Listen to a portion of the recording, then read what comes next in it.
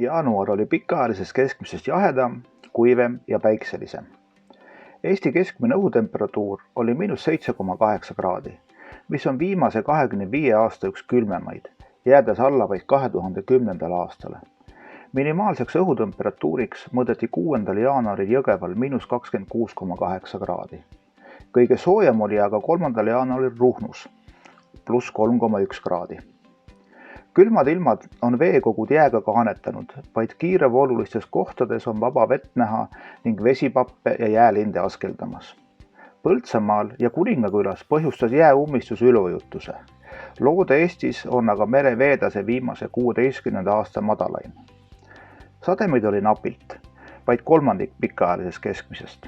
Tänavune jaanuar on ligi 100-aastases andmereas kuivuselt 5. kohal.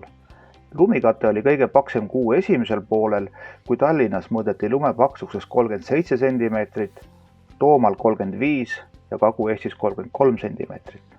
Lumeteki all on aga maapind sula. Päikes paistis jaanuaris pikaajalisest keskmisest kolmandiku võrra enam. Eriti päikselised olid kuu viimased päevad.